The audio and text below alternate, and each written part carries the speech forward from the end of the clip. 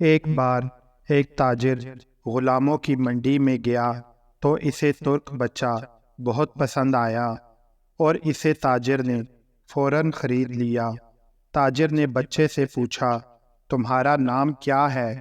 لڑکے نے جواب دیا، جناب، میں اپنا نام بتا کر اپنے نام کی توہین نہیں کرنا چاہتا۔ میں غلام ہوں، اس لیے آپ جس نام سے پکاریں گے وہی میرا نام ہوگا۔ تاجر کو اس جواب پر حیرت ہوئی، لیکن اسے یہ بات پسند بھی آئی کہ بچے میں عزت نفس کا احساس باقی ہے۔ تاجر نے اس بچے پر خاص توجہ دی اور اس کی تعلیم اور تربیت کا انتظام کیا۔ بچے نے بہت جلد تیر اندازی، تلوار بازی اور شہ سواری میں ایسی مہارت حاصل کی کہ خود تاجر حیران رہ گیا۔ غزنی کا بادشاہ شہاب الدین غوری ایک بار گھوڑوں کی دوڑ کا مقابلہ دیکھ رہا تھا۔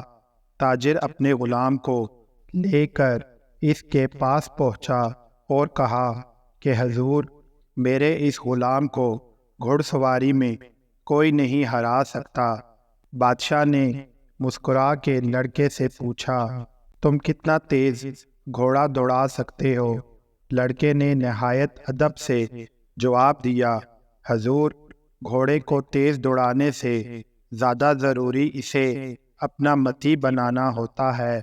غوری نے چوک کر اسے دیکھا اور ایک بہترین گھوڑا اسے دیتے ہوئے کہا، لڑکے، تم اس گھوڑے کو اپنا متی و فرما بردار بنا کر دکھاؤ۔ لڑکا اچھل کر گھوڑے پر بیٹھا اور کچھ دور اسے چلا کر لے گیا اور پھر پلٹ کر واپس آیا۔ لوگ یہ دیکھ کر حیران رہ گئے کہ واپسی میں بھی گھوڑا اپنے سموں کے نشان پر ہی چلتا ہوا آیا۔ سلطان غوری نے سوچا، جو شخص ایک جانور کو اس طرح اپنا فرما بردار بنا سکتا ہے، اس کے لیے انسانوں کو مطیع بنانا کیا مشکل ہو سکتا ہے۔ اس نے فوراً اس غلام کو خرید لیا، جس کا نام قطب الدین تھا۔ ترکی میں ایبک انگلی کو کہتے ہیں اور شل کا مطلب ہوتا ہے ٹوٹا ہوا۔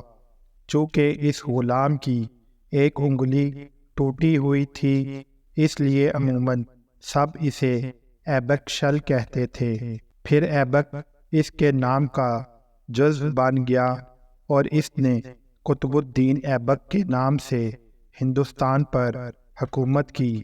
دہلی کی قوت الاسلام مسجد اور قطب مینار اسی کی یادگاریں ہیں۔